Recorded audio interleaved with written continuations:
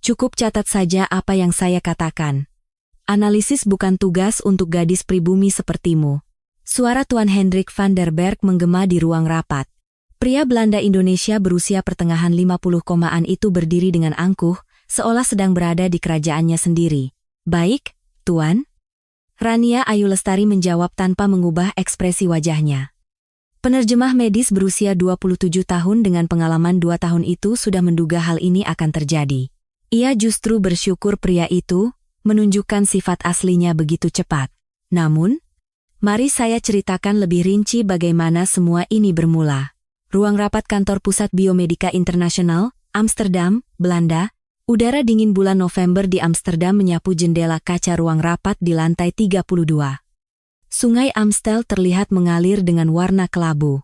Hari ini adalah hari pertama pertemuan final untuk proyek senilai 800 miliar rupiah, sebuah kesepakatan pengadaan perangkat bedah robotik antara Rumah Sakit Universitas Harapan Bangsa dari Indonesia dan Biomedica International dari Belanda.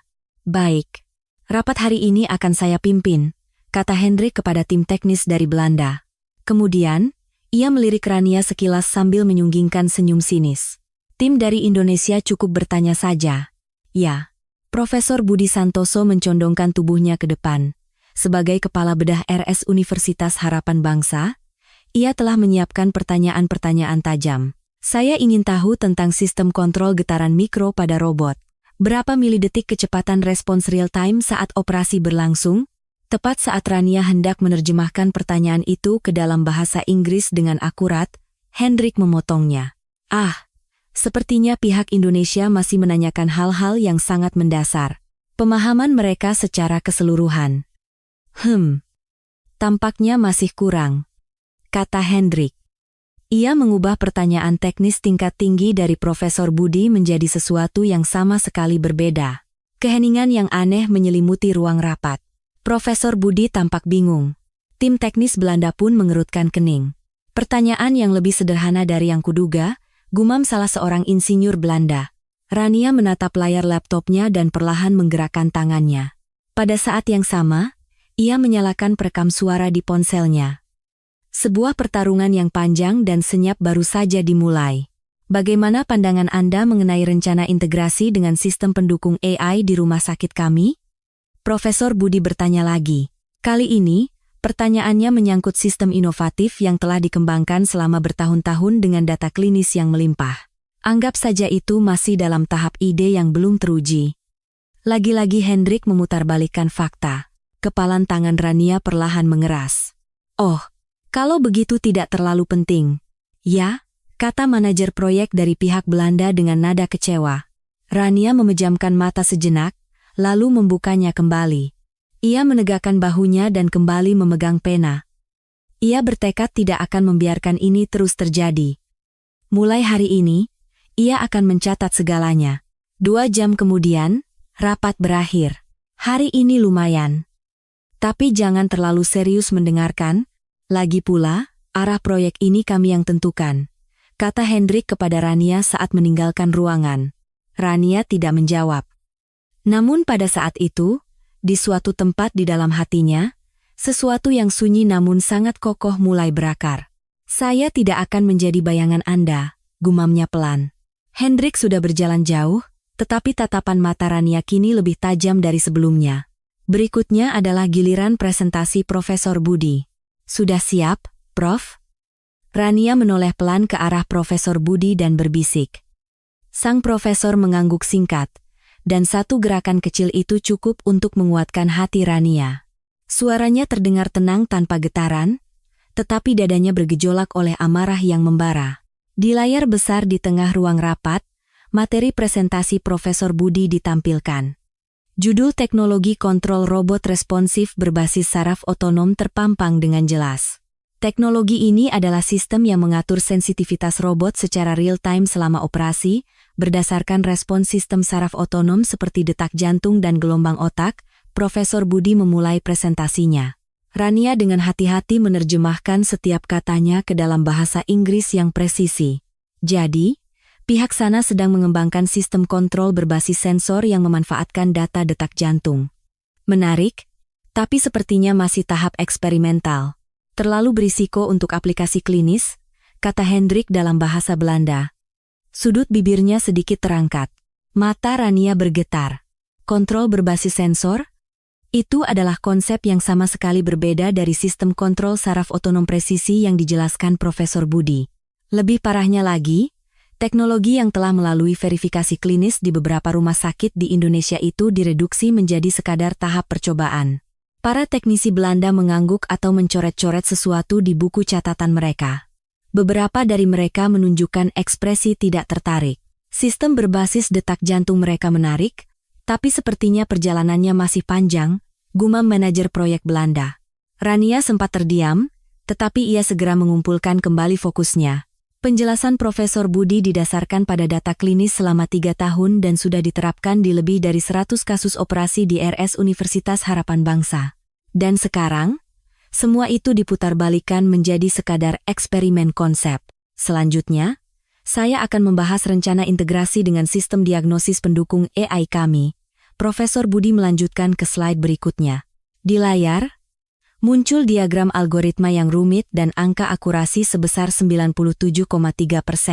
Pihak sana sedang menyajikan semacam ide pendukung AI. Untuk level mereka, ini adalah upaya yang cukup ambisius. Kelihatannya lebih seperti konsep yang menantang daripada sebuah inovasi medis yang teruji. Hendrik kembali melakukan distorsi. Ide pendukung? Sistem yang telah dipublikasikan di jurnal medis internasional ternama direndahkan menjadi sekadar konsep yang menantang. Bisa juga kita lihat ini sebagai keberanian yang lahir dari kurangnya pengalaman. Rumah sakit di Indonesia memang selalu penuh semangat. Sikap yang bagus, tambah Hendrik dalam bahasa Belanda. Di balik kata-kata yang terdengar seperti pujian itu, tersembunyi pedang cemoohan dan penghinaan. Rania berhenti menulis notulen rapat dan diam-diam memejamkan mata. Ia mengingat kembali ucapan pria itu dan merangkumnya. Distorsi bahasa yang disengaja, penghinaan tanpa emosi, dan sebuah pola yang konsisten. Ia sedikit menggeser laptopnya, mengeluarkan ponsel, dan menyalakan aplikasi perekam. Meskipun sudah ada perangkat perekam resmi di ruang rapat, ia memutuskan untuk membuat catatannya sendiri. Waktu istirahat 15 menit tiba. Rania diam-diam berdiri di depan mesin kopi di ujung koridor. Ia memejamkan mata sambil mengisi cangkir kertas dengan kopi panas. Tiba-tiba, pintu ruang rapat di sebelahnya sedikit terbuka, dan ia mendengar suara bisik-bisik dari staf pihak Belanda. Orang-orang Asia selalu rendah hati, jadi lebih mudah diatur. Benar. Tidak banyak bicara dan penurut, terutama penerjemah wanitanya. Tangan Rania gemetar. Salah satu suara itu adalah suara Hendrik, tapi tim Indonesia hari ini agak berbeda. Terlihat lebih sederhana. Suara tawa Hendrik menggema di koridor. Rania menghela napas dan meletakkan cangkirnya. Saat ia berbalik, ia berpapasan dengan Hendrik. Pria itu mengedipkan mata ke arahnya seolah tidak terjadi apa-apa. Kelihatannya lelah. Udara Amsterdam memang sedikit keras. Ya? Ucapannya tidak hanya merujuk pada udara atau cuaca, tetapi juga pada orang-orang di dalamnya. Rania tidak tersenyum. Sebaliknya, ia merasakan kesadaran yang tajam muncul dari dalam dirinya. Aku tidak akan diam saja lagi. Kembali ke ruang rapat, ia duduk dan membuka laptopnya. Ia membuat sebuah folder baru. Namanya, Bukti Distorsi Hendrik. Disinilah ia akan menuliskan setiap distorsi. Setiap cemoohan, setiap keangkuhan, setiap bukti. Rapat kembali dimulai. Profesor Budi mulai menjelaskan teknologi inti terakhir mereka. Kali ini adalah sistem pemantauan pembuluh darah real-time berbasis nanosensor yang kami kembangkan secara mandiri. Sistem ini dapat mendeteksi perubahan pembuluh darah sekecil 1 mm selama operasi. Ini adalah teknologi yang benar-benar revolusioner. Hanya segelintir rumah sakit di dunia yang memilikinya. Pihak sana menyebutkan sesuatu tentang pemantauan pembuluh darah. Konten yang cukup mendasar. Zaman sekarang, sebagian besar rumah sakit sudah memiliki sistem serupa. Hendrik kembali memutarbalikkan fakta. Mendasar? Sistem pemantauan real-time berbasis nanosensor direndahkan menjadi sistem observasi pembuluh darah biasa. CTO dari pihak Belanda menggelengkan kepala dengan ekspresi kecewa. Kalau begitu, diferensiasi teknis yang bisa kami tawarkan tidak akan terlalu berarti, ya. Rania sudah tidak tahan lagi. tetapi jika ia angkat bicara sekarang, semuanya bisa berakhir. Sebagai gantinya, ia sekali lagi memastikan tombol rekam di ponselnya aktif. Menjelang akhir rapat, Hendrik berkata kepada Rania, "Baiklah, di pertemuan berikutnya, sepertinya kau harus rajin mencatat lagi, ya." Untuk pertama kalinya, Rania menatap lurus ke arahnya dan menjawab, "Tentu saja. Saya akan mencatatnya dengan akurat dan tanpa ada yang terlewat." Hendrik tidak menyadari makna sebenarnya di balik kata-kata itu. Namun, di mata Rania, tidak ada lagi kepatuhan, melainkan tekad yang tajam. Saat meninggalkan ruang rapat, Rania memeriksa ponselnya. File rekaman berdurasi 2 jam 37 menit telah tersimpan. Dan di laptopnya, semua ucapan Hendrik yang telah didistorsi tersusun rapi secara kronologis. Ini baru permulaan. Udara malam Amsterdam yang dingin menyapu pipinya, tetapi hatinya membara oleh amarah yang panas. Saat jam makan siang tiba, para staf satu persatu menuju kafetaria di lantai 1. Rania pun menutup laptopnya dan diam-diam bangkit dari kursinya. Dengan gerakan mekanis, ia menekan tombol lift, tetapi pikirannya masih dipenuhi oleh isi terjemahan dari rapat pagi tadi. Ide yang menantang, kurang pengalaman, menarik tapi belum selesai. Kata-kata itu menutupi presentasi tulus dari Profesor Budi. Pada saat itu, Rania merasakan sesuatu yang panas mendidih di dalam dirinya. Tetapi ia tidak bisa mengungkapkannya sekarang. Tidak di sini. Pintu lift terbuka, dan ia masuk dengan tenang. Di lantai bawah, pintu terbuka lagi, dan beberapa karyawan Belanda masuk sambil tertawa. Rania sedikit menundukkan kepalanya untuk menghindari mereka. Ia mendengar salah satu dari mereka bergumam pelan. "Gadis pribumi itu, hari ini juga cuma mencatat saja, kan?" Rania sempat tidak percaya dengan apa yang didengarnya. Mereka pasti berpikir Rania tidak sepenuhnya mengerti bahasa Belanda. Padahal, ia cukup fasih berbahasa Belanda. Kata-kata itu terdengar sangat jelas. Hendrik bilang kemarin, "Anak-anak seperti itu cuma pintar membaca situasi, tapi sebenarnya tidak tahu apa-apa. Setidaknya sopan, kan? Nurut dan tidak banyak bicara. Seperti boneka." Napasnya seakan tercekat. Rania sedikit memutar tubuhnya, berusaha menyembunyikan wajahnya. Lift dengan cepat tiba di lantai 1, dan para karyawan itu keluar lebih dulu sambil bertukar lelucon ringan. Sendirian di dalam lift, ia menatap kosong ke dinding lift. Wajahnya yang terpantul di permukaan logam yang dingin adalah wajah seseorang yang menahan tangis karena tidak bisa mengatakan apa-apa. Di salah satu sudut kafetaria, Rania duduk sendirian di sebuah meja kecil. Makanan di nampannya nyaris tidak tersentuh. Tiba-tiba, seseorang yang lewat di seberang mejanya melontarkan kata-kata. "Hari ini terjemahannya benar, tidak? Kemarin ucapan profesor kau buat berantakan semua." Tanpa perlu mengangkat kepala, ia tahu betul siapa pemilik suara itu. Hendrik. Pria itu berjalan melewatinya bersama rekan-rekannya sambil membawa nampan, sengaja berbicara agar terdengar, lalu tertawa. Tapi lucu juga, kan? Setidaknya dia pintar mengangguk. Rekan-rekan prianya tertawa tertahan. Tawa itu adalah jenis tawa yang tidak akan pernah terdengar di dalam ruang rapat. Tawa yang penuh cemoohan, ejekan, dan penghinaan. Tawa yang memperlakukan manusia seperti barang. Rania perlahan mendorong nampannya. Tangannya gemetar. Namun, ia tidak mengucapkan sepatah kata pun. "Ah, dan satu lagi," kata Hendrik, kembali menghampirinya. Kali ini, ia berhenti tepat di depan Rania. "Rapat besok sore jangan sampai salah. Para direksi dari kantor pusat Belanda akan hadir, jadi jangan terlalu menonjol, tetaplah diam." Suaranya bernada perintah, seperti atasan yang memberi instruksi kepada bawahannya. Orang-orang Jerman tidak terlalu suka kalau wanita Asia banyak bicara. "Kau tahu, kan?" Rania perlahan mengangkat kepalanya. Untuk pertama kalinya, ia menatap lurus ke mata Hendrik. "Baik, saya mengerti." Suaranya tenang, tetapi di balik ketenangan itu, tersimpan sesuatu yang lain.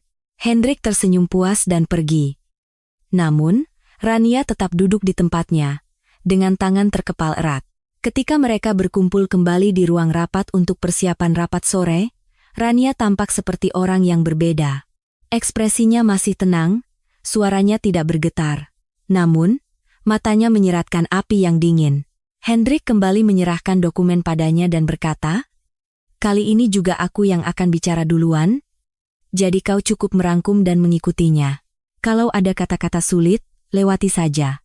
Rania mengangguk pelan dan berkata, "Menurut saya, semakin sulit sebuah kata, semakin akurat kata itu harus disampaikan."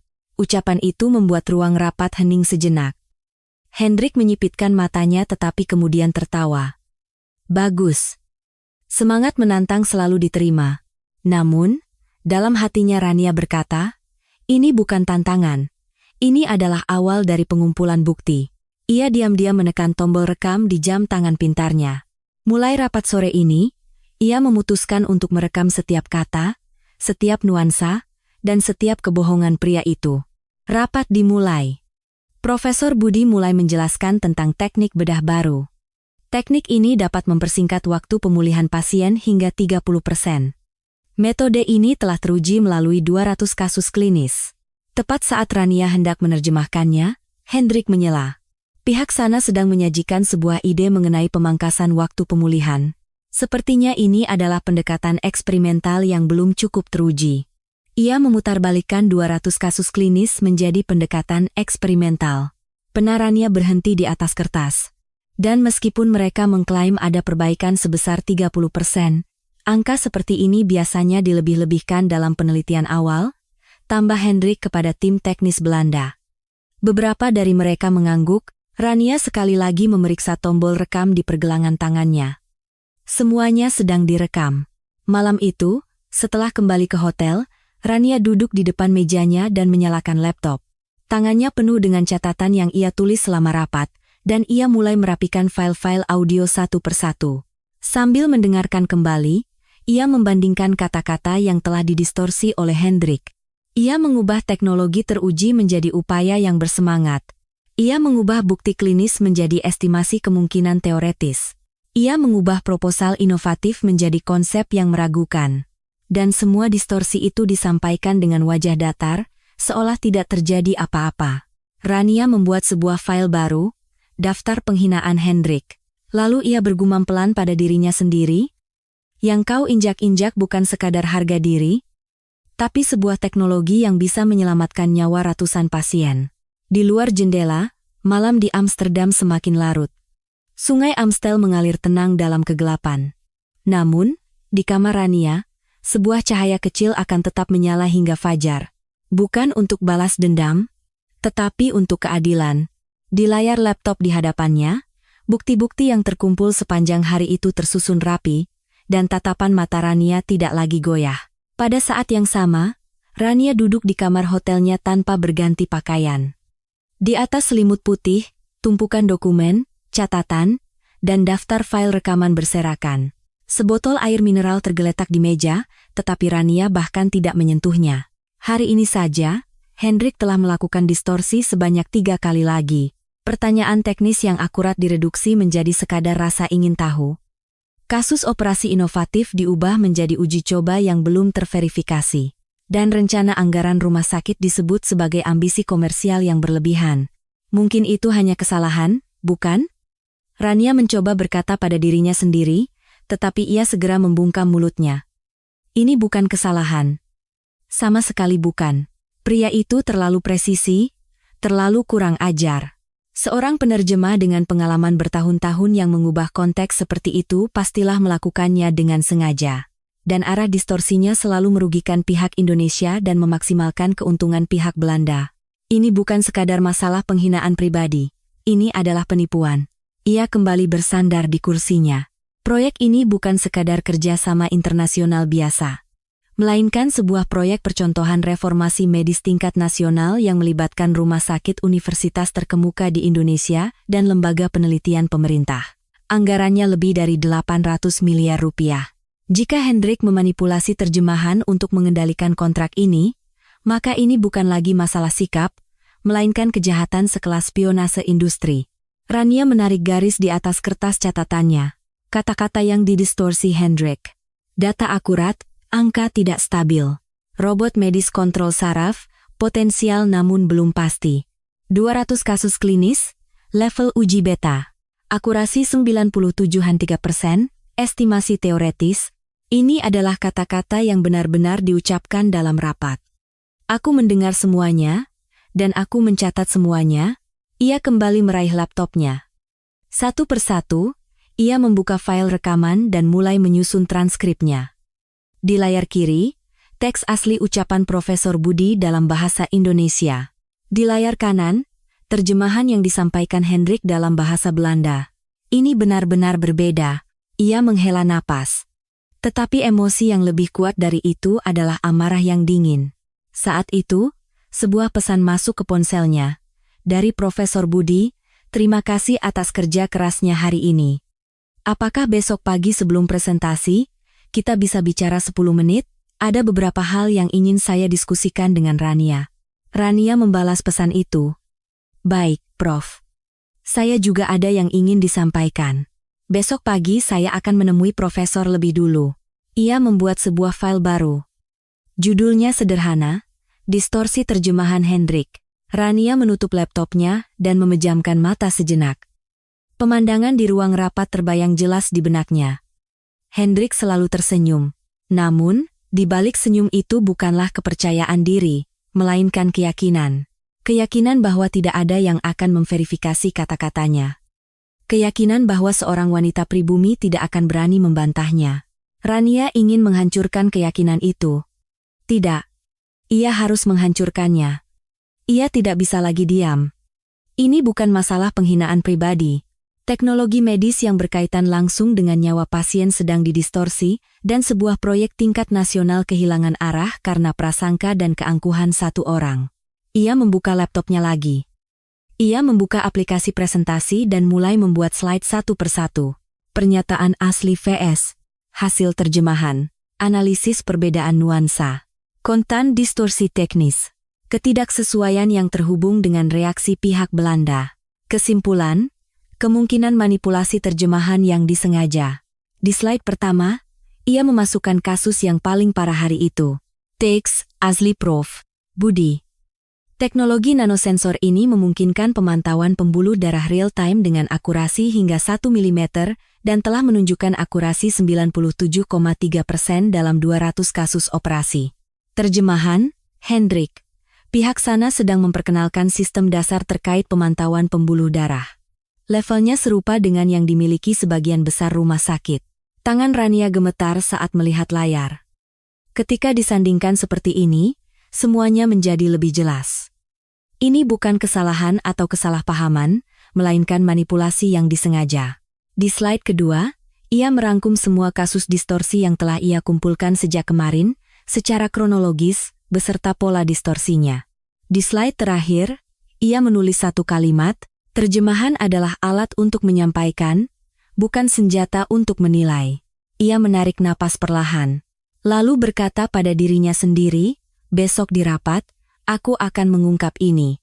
Baru lewat pukul 2 pagi Rania berbaring di tempat tidur. Di luar jendela, rintik hujan Amsterdam turun dengan tenang. Namun, hatinya tidak setenang suara hujan. Untuk pertama kalinya, ia merasa takut. Jika aku mempresentasikan ini, dia mungkin tidak akan tinggal diam. Aku bisa dipecat dari profesi ini. Hendrik punya pengalaman 20 tahun. Aku baru 2 tahun. Pikiran itu terlintas dengan jelas, tetapi ia tidak menarik selimutnya. Ia harus menahan rasa takut itu. Tidak ada yang akan melindungiku. Aku harus melindungi diriku sendiri. Rania mengambil ponselnya dan memeriksa materi presentasinya untuk terakhir kali, 28 slide. File rekaman berdurasi 4 jam, dan bukti-bukti konkret yang dikumpulkan selama 3 hari. Persiapan sudah selesai. Ia memejamkan mata dan membayangkan hari esok. Untuk tidak merasa sendirian, untuk melindungi dirinya yang selama ini ia bangun, dan untuk berbicara mewakili semua orang yang selama ini diam.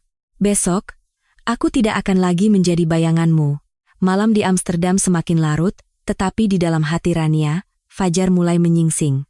Sinar matahari pagi membentang panjang di ruang rapat. Semua orang sudah duduk di kursinya, dan hanya suara cangkir kopi yang diletakkan yang mengisi ruangan. Rapat hari ini akan kita mulai dengan presentasi teknis dari Profesor Budi Santoso, kata Hendrik dengan tenang, seperti biasa mencoba memegang kendali rapat. Namun, Rania sudah bangkit dari kursinya. Maaf, suara Rania terdengar jelas di seluruh ruangan. Sebelum presentasi dimulai, ada beberapa hal yang perlu saya konfirmasi dan sampaikan terlebih dahulu. Hendrik menoleh. Matanya menyipit tajam. Apa yang mau kau katakan sekarang? Rania membuka laptopnya dan menyambungkan USB. Di layar, judul slide muncul. Analisis konten terjemahan. Perbedaan antara teks asli dan hasil terjemahan. Ini adalah catatan terjemahan rapat yang saya rekam selama beberapa hari terakhir. Ada perbedaan yang berulang antara pernyataan asli dan hasil terjemahan yang sebenarnya? Rania melanjutkan dengan tenang. Saya ingin menunjukkan perbedaan itu secara langsung kepada Anda semua. Seseorang di belakang ruang rapat terbatuk, dan seorang insinyur Belanda melipat tangannya sambil menatap layar. Profesor Budi menatap Rania dalam diam, matanya seolah memberi dorongan, lakukan saja. Pertama, kasus pertama. Slide berganti, dan dua kalimat muncul berdampingan di layar. Teks asli bahasa Indonesia, ini adalah robot asisten bedah yang dilengkapi sistem penyesuaian sensitivitas real-time berbasis saraf otonom. Terjemahan, Hendrik, ini adalah perangkat bantu eksperimental yang mengacu pada respons sensorik pasien. Ruang rapat menjadi senyap. Slide kedua dan ketiga yang menyusul pun menunjukkan pola yang sama. Proposal inovatif diubah menjadi ide tidak realistis, dan 200 aplikasi klinis menjadi sampel tingkat uji coba. Ini. Seorang akuntan dari pihak Belanda mengerutkan kening. Informasi yang kami dengar sangat berbeda. Hendrik mendorong kursinya dan berdiri. Suaranya rendah namun tegas. Terjemahan harus disesuaikan secara fleksibel dengan situasi, kita tidak boleh terpaku pada setiap kata. Tetapi Rania tidak mundur. Benar? Karena satu kata saja bisa mengubah seluruh nuansa. Ia membuka slide berikutnya. Kali ini, sebuah tabel perbandingan 3 kolom muncul. Pernyataan dalam bahasa Indonesia, terjemahan yang akurat dalam bahasa Inggris, dan terjemahan aktual dari Hendrik. Di bagian bawah layar, waktu dan tautan ke file rekaman suara juga ditampilkan. Anda mungkin merasa saya bereaksi berlebihan. Karena itu, saya sudah menyiapkan buktinya.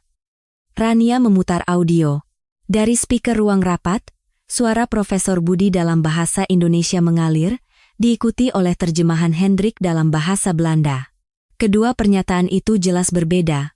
Udara di ruangan itu seolah membeku. Teknologi nanosensor ini memungkinkan pemantauan pembuluh darah real-time dengan akurasi hingga 1 mm dan telah menunjukkan akurasi 97,3% dalam 200 kasus operasi. Suara Profesor Budi terdengar jelas. Kemudian, suara Hendrik menyusul. Pihak sana sedang memperkenalkan sistem dasar terkait pemantauan pembuluh darah, levelnya serupa dengan yang dimiliki sebagian besar rumah sakit. CTO dari pihak Belanda mencondongkan tubuhnya ke depan. Tunggu sebentar. Apakah dia bilang akurasi 97,3%? Yang kami dengar adalah level dasar. Hendrik menumpukan tangannya di meja dan mencondongkan tubuhnya. Hei, Nona Rania, apa yang sedang kau lakukan? Kau mencoba menghina karier 20 tahunku seperti ini? Rania menatap Hendrik sejenak. Lalu berkata pelan, saya tidak menghina Anda. Tindakan Anda sendiri sudah cukup menghina diri Anda. Ucapan itu membuat wajah Hendrik menegang seketika, dan beberapa karyawan Belanda saling berpandangan. Jangan-jangan dia benar-benar sengaja memutarbalikkannya? Apakah ini manipulasi yang disengaja? Bisik-bisik mulai menyebar di ruangan, dan Hendrik menarik napas pendek. Saya menyesuaikan ini dengan mempertimbangkan alur keseluruhan proyek. Ini adalah kesalahpahaman yang bisa terjadi jika seorang penerjemah muda tidak memahami konteksnya.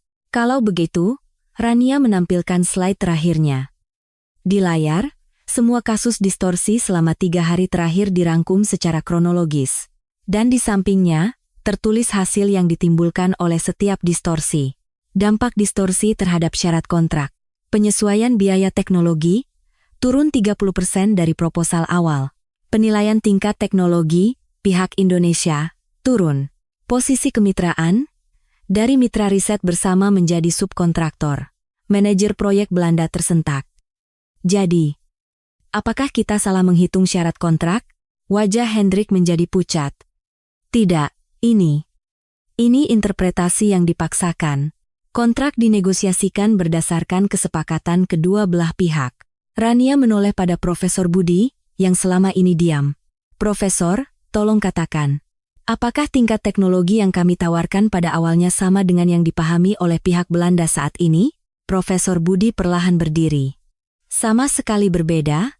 Kami menawarkan teknologi kelas dunia, tetapi sekarang mereka memandang kami sebagai pemula. Keheningan yang berat menyelimuti ruangan. Rania menampilkan slide terakhirnya. Di layar itu, tertulis satu kalimat sederhana. Terjemahan harus jujur. Apapun bahasanya, niat manusia tidak boleh diputarbalikkan. Ruangan itu dipenuhi keheningan. Rania duduk kembali di kursinya dengan tenang. Tangannya sedikit gemetar, tetapi tatapannya kokoh. Hendrik masih berdiri, tetapi ia tidak bisa berkata apa-apa lagi. Otoritas dan keangkuhan yang ia bangun selama 20 tahun runtuh di hadapan 28 slide. Dan pada saat itu, tidak ada yang bisa berkata-kata. Bahkan Hendrik sekalipun, ruang rapat itu senyap. Setelah Rania duduk, tidak ada seorang pun yang berani memulai pembicaraan. Hanya kalimat yang terpaku di layar slide yang tersisa di sana. Terjemahan harus jujur. Niat manusia tidak boleh diputarbalikkan. Tiba-tiba, suara kursi yang digeser dengan kasar memecah keheningan. Hendrik van der Berg berdiri dengan geram. Apa-apaan ini? Suaranya berbeda dari sebelumnya. Tidak ada lagi nada elegan atau santai. Yang ada hanyalah amarah dan rasa malu yang tertahan. Apakah kalian tahu posisi saya di industri ini selama 20 tahun? Ia menunjuk Rania. Anak kemarin sore sepertimu berani menghinaku di depan umum? Rania mengangkat kepalanya dengan tenang. Saya hanya menyampaikan fakta. Distorsi bukanlah penghinaan, melainkan sesuatu yang perlu dikoreksi. Dikoreksi? Hendrik tertawa sinis. Bukan kau yang berhak mengatakan itu? Kau hanya penyampai pesan. Beraninya kau menganalisis, menilai, dan bahkan melakukan presentasi. Ia mengerutkan wajahnya seolah menahan tawa. Kemudian ia memandang para teknisi Belanda yang masih terdiam. Kalian semua melihatnya, kan? Betapa lancarnya saya memimpin rapat ini. Tapi gadis pribumi ini, ia bergumam, tidak sanggup menyelesaikan kalimatnya. Sok tahu, mengatur ini dan itu. Seketika, wajah beberapa karyawan Belanda menegang. Kata gadis pribumi dari mulut Hendrik terdengar sangat jelas. Profesor Budi Santoso perlahan mencondongkan tubuhnya ke depan. Apakah Anda baru saja mengatakan gadis pribumi? Hendrik mengibaskan tangannya. Itu bukan rasisme. Hanya ekspresi yang sedikit kasar, bukan itu intinya? Kalau bukan itu, lalu apa intinya? Suara Rania meninggi pelan. Intinya adalah siapa yang meremehkan siapa, bukan? Siapa yang memutarbalikkan ucapan orang lain, dan siapa yang berani menyembunyikan fakta dalam rapat ini? Menyembunyikan? Hendrik merentangkan kedua tangannya. Kalau begitu, apa yang kau sembunyikan? Merekam setiap kata-kataku dan memutarnya di rapat? Apakah itu sikap seorang mitra? Cetio dari pihak Belanda menyela. Tunggu sebentar, Hendrik. Yang penting sekarang bukanlah rekamannya, tapi isinya, kan? Masalahnya adalah apa yang kami dengar berbeda dari kenyataannya. Suara Hendrik semakin meninggi. Kalian menganggap ini masalah? Saya menerjemahkan dengan mempertimbangkan konteks keseluruhan. Itulah tugas seorang profesional. Konteks keseluruhan? Rania kembali berdiri. Saya seorang penerjemah. Tapi sebelum itu, saya adalah penerjemah medis. Satu kata yang salah saya terjemahkan bisa menyebabkan pasien meninggal di ruang operasi. Karena itu, saya harus bertanggung jawab atas setiap kata yang saya dengar. Itu hanya alasan. Reaksi emosional. Penilaian emosional. Teriak Hendrik. Wajahnya memerah. Suaranya bergetar. Kalian tidak mengerti. Orang Asia selalu seperti ini, di depan pura-pura patuh, tapi di belakang menusuk seperti ini. Ruangan itu membeku. Kali ini, tidak ada seorang pun yang membelanya. Manajer proyek Belanda berkata dengan ekspresi tidak nyaman, Hendrik, sepertinya kau sudah melewati batas. Siapa yang melewati batas? Teriak Hendrik sambil memukul meja. Seorang penerjemah dengan pengalaman 2 tahun menghancurkan karier 20 tahun, Apakah itu tidak melewati batas? Ini jelas sebuah konspirasi. Rania, yang selama ini mendengarkan dengan tenang, tersenyum, senyum yang sangat singkat dan tegas. Karena itulah saya menyampaikannya tanpa emosi. File rekaman, data, waktu bicara, dokumen perbandingan semua adalah bukti yang saya susun tanpa emosi. Bukti? Hendrik mencibir. Bukti apa yang bisa dibuat oleh wanita muda sepertimu? Saat itulah Profesor Budi angkat bicara. Tuan Hendrik, beberapa bukti itu bisa menunda kontrak selama 3 bulan, dan kita bisa kehilangan 800 miliar. Apakah itu hanya kesalahan biasa? Di belakang ruangan, salah satu eksekutif dari pihak Belanda berbisik pelan, ini bukan lagi level kesalahan. Sepertinya disengaja. Bisikan itu memancing reaksi Hendrik. Hadirin sekalian, apakah kalian akan terpengaruh oleh ucapan wanita muda ini? Ia mengangkat tangannya dan berteriak. Dia baru 2 tahun menjadi penerjemah. Saya sudah 20 tahun. Dan kalian akan menyudutkanku hanya karena beberapa perbedaan terjemahan? Ini serangan politis yang tidak masuk akal. Keheningan yang dingin menyelimuti ruangan. Wakil Presiden dari pihak Belanda perlahan angkat bicara. Hendrik, jika pengalamanmu 20 tahun, bukankah seharusnya kau lebih akurat? Semakin banyak pengalaman, semakin besar tanggung jawab yang harus diemban. Hendrik terdiam. Keangkuhan di wajahnya lenyap, hanya menyisakan kebingungan dan rasa malu. Rania sekali lagi berkata dengan pelan, saya hanya berharap rapat ini berjalan di atas kebenaran. Meskipun itu bukan sesuatu yang bisa saya putuskan sendiri, setidaknya saya ingin melakukan tugas saya dengan semestinya. Hendrik tidak duduk, ia masih berdiri di tengah ruang rapat. Tetapi tidak ada lagi yang memihaknya. Aku tidak pantas menerima penghinaan seperti ini. Suaranya kini bergetar. Kalian tahu betapa pentingnya proyek ini? Tanpa aku, proyek ini tidak akan berjalan. Tidak. Suara Rania terdengar jelas. Proyek ini tidak akan berjalan tanpa kebenaran. Penerjemah bisa diganti, tetapi kebenaran tidak bisa. Di belakangnya, layar slide yang masih menyala menampilkan slide terakhir Rania. Kata yang akurat membangun kepercayaan. Kata yang didistorsi menghancurkan kebenaran. Di hadapan kalimat itu, Hendrik tampak semakin kecil. Otoritas dan keangkuhan yang ia bangun selama 20 tahun runtuh dalam sekejap. Dan saat itulah kejatuhannya dimulai. Udara di ruang rapat benar-benar seolah berhenti. Uap mengepul dari cangkir kopi seseorang, tetapi tidak ada yang bergerak. Hendrik masih berdiri di tengah ruangan, sementara Rania dengan tenang merapikan laptopnya. Tiba-tiba, Rania kembali mengangkat kepalanya. Ada satu hal lagi yang ingin saya konfirmasi. Suaranya rendah namun tegas. Hendrik mencibir. Masih ada lagi? Mau memutar rekaman lagi? Rania menggeleng pelan. Tidak. Kali ini bukan rekaman, tapi email.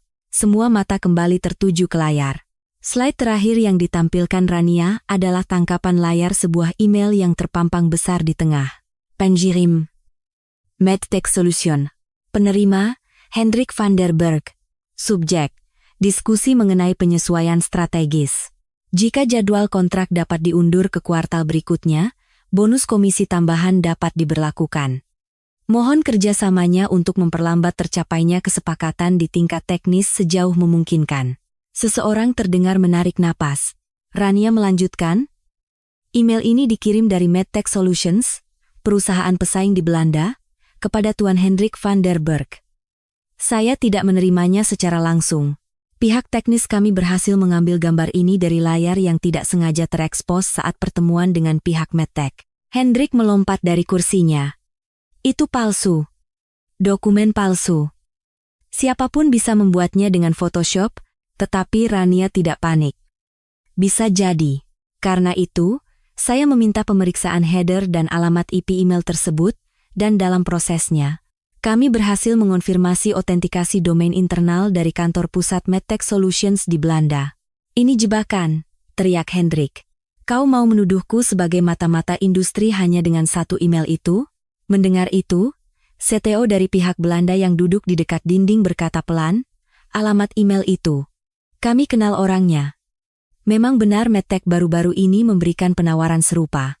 Wajah Hendrik menjadi putih pasi. Tidak. Itu hanya. Ia mencoba mengatakan sesuatu, tetapi mulutnya terkatup. Wakil presiden dari pihak Belanda perlahan mencondongkan tubuhnya ke depan. Hendrik, apakah kau pernah berkomunikasi secara pribadi dengan Medtech? Itu. Karena kami sesama orang di industri, jadi kadang-kadang, suara Hendrik semakin pelan. Profesor Budi Santoso berkata dengan tenang. Kalau begitu, setiap kali ada penundaan kontrak, apakah ada keuntungan tertentu untuk Tuan Hendrik? Bukan seperti itu, teriak Hendrik, tetapi suasana di ruangan itu sudah benar-benar berubah. Rania berkata untuk terakhir kalinya, saya menganggap proyek ini sebagai kesempatan penting untuk kerjasama medis masa depan antara kedua negara.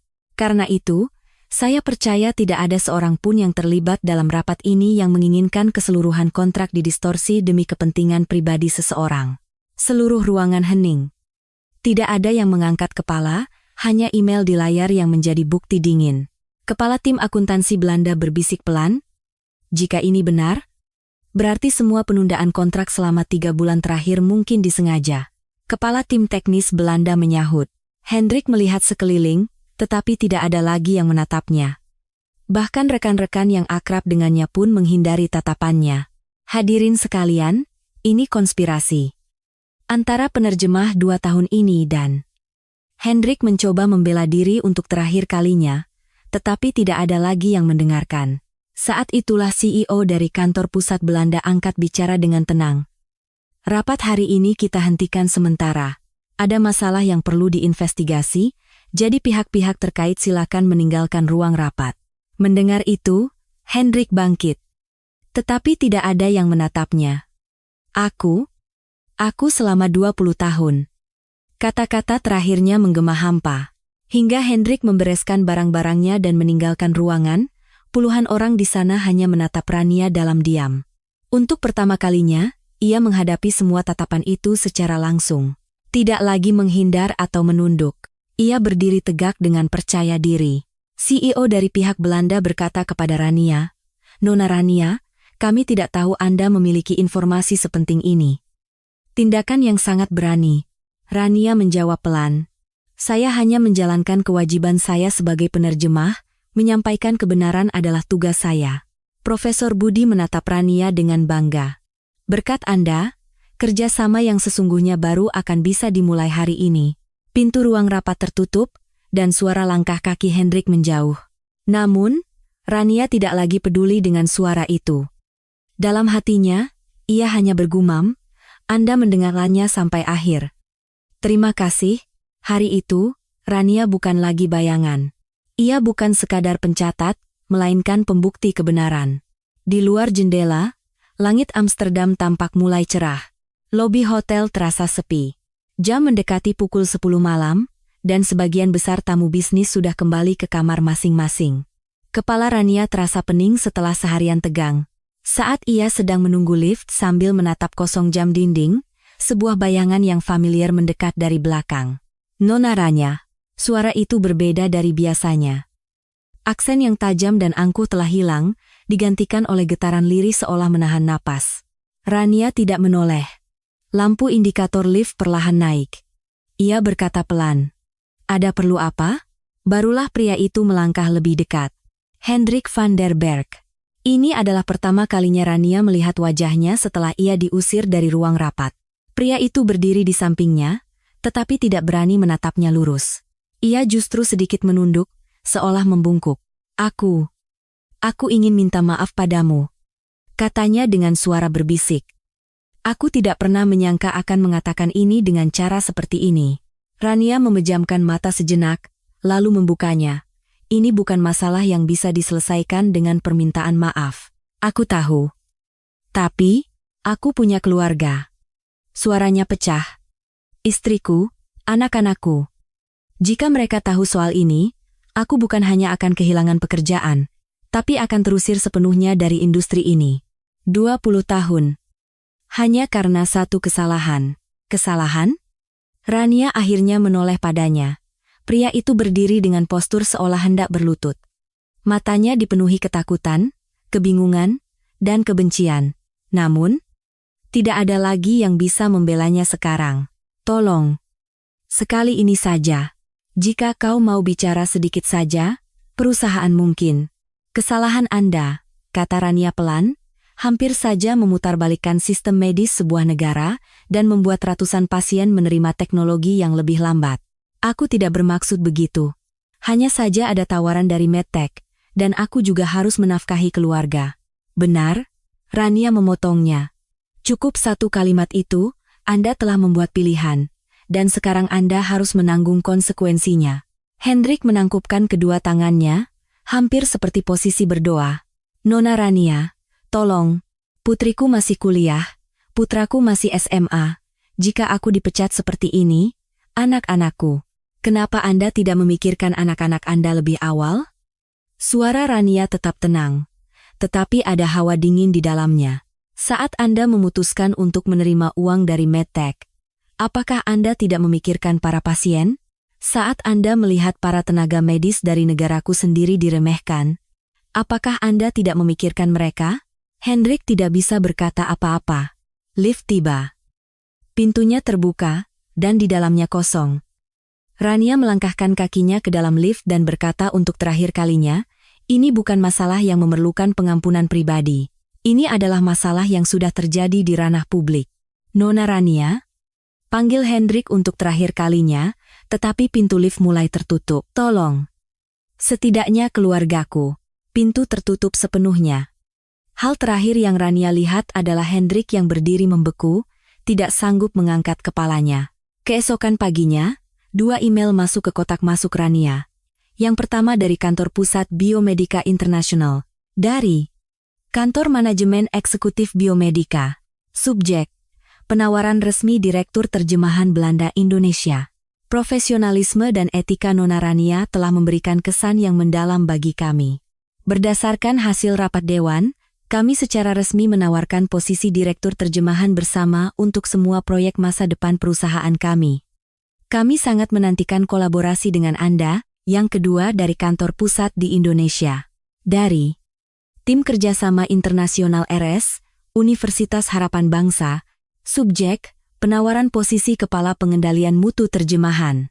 Kami mengucapkan terima kasih yang mendalam atas respons profesional dan etis Nona Rania selama perjalanan dinas di Belanda. Pihak rumah sakit ingin menawarkan posisi Kepala Pengendalian Mutu Terjemahan untuk semua proyek internasional di masa depan. Dan di bagian akhir, ada sebuah catatan kecil tambahan. Dari Profesor Budi Santoso. Subjek: terima kasih. Berkat Rania, kerjasama yang sesungguhnya akan dimulai. Suatu kehormatan bisa bekerja sama dengan Anda di masa depan. Ia membaca email itu perlahan, lalu menghentikan tangannya sejenak. Bagi orang lain, itu mungkin hanya tawaran promosi biasa. Tetapi baginya, itu adalah hasil dari pembuktian diri di tempat di mana eksistensinya pernah dinegasikan. Sore itu, Rania menerima permintaan maaf resmi dari kantor pusat Belanda, beserta pemberitahuan pemecatan Hendrik. Tuan Hendrik van der Berg segera dikecualikan dari semua proyek, dan kerjasama di masa depan dengan perusahaan kami juga dihentikan.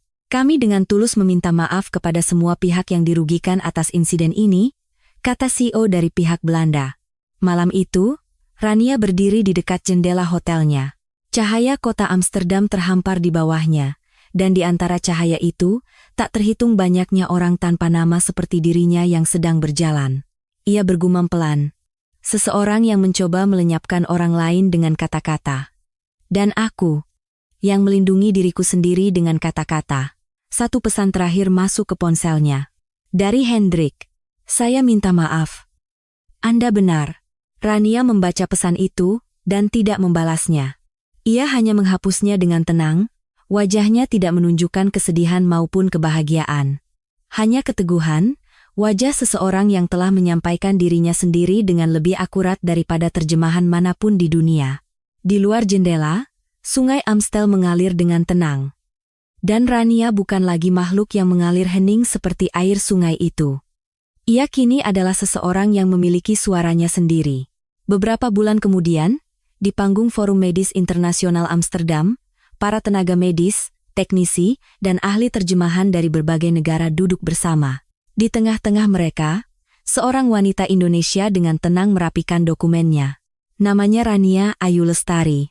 Rania kini adalah Direktur Terjemahan Bersama yang ditunjuk oleh Biomedika International dan RS Universitas Harapan Bangsa. Perannya lebih dari sekadar penerjemah biasa, ia bertugas menciptakan standar untuk memastikan niat dan makna tersampaikan dengan akurat tanpa distorsi. Mbak Rania, apakah rapat besok akan menggunakan metode terjemahan simultan? Tanya Yulia, seorang penerjemah junior. Dengan hati-hati, Rania tersenyum dan mengangguk. Sepertinya itu yang paling efisien. Nanti saya bantu siapkan peralatannya. Terima kasih. Mbak Rania benar-benar idola kami, kata Yulia dengan tatapan tulus, lalu ia merasa malu sendiri. Ah, maaf, ucapan seperti ini pasti membebani, ya? Tidak apa-apa, jawab Rania pelan sambil menatap lurus ke depan. Saya baru pertama kali mendengarnya. Terima kasih, ia masih sosok yang pendiam dan tidak terlalu menonjol. Namun, di kalangan profesional, nama Rania Ayu Lestari telah menjadi simbol dari akurasi, keberanian, dan etika. Nona Rania, apakah ada alasan khusus mengapa kalimat ini diterjemahkan seperti ini? Tanya seorang teknisi Belanda saat rapat. Karena kata ini mengandung makna teknis sekaligus penekanan emosional. Jadi, saya membaginya menjadi 2 baris untuk menyampaikan nuansanya. Rania menjelaskan dengan tenang, dan lawan bicaranya mengangguk. Begitu, ya? Ternyata satu kata bisa memiliki bobot sebesar ini.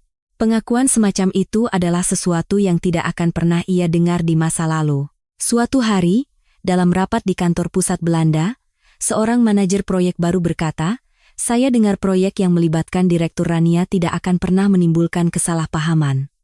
Benarkah? Profesor Budi Santoso tersenyum dan menjawab, karena beliau bertanggung jawab atas setiap kata. Karena itu, semua ucapannya akurat.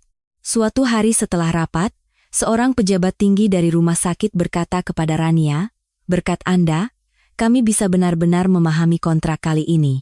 Ia berkata dengan tulus, lalu tersenyum. Jujur saja, selama ini rasanya kami sering dirugikan karena tidak tahu apa-apa. Sekarang sudah berbeda. Rania menunduk dalam diam. Saat itu, ia teringat dirinya yang dulu. Malam-malam ketika ia menangis sendirian setelah rapat, hari ketika ia membisu di depan pintu lift. Namun sekarang, ia tahu bahwa kata-kata yang ia tahan di dalam kebisuan itu telah melindungi seseorang. Suatu sore, Rania tidak sengaja mendengar percakapan sesama penerjemah. Untuk bisa jadi seperti Mbak Rania, harus belajar sekeras apa, ya? Sepertinya bukan cuma soal teknis, beliau punya sesuatu yang berbeda. Keberanian, maksudmu? Di rapat itu, melawan senior 20 tahun. Bukan cuma itu.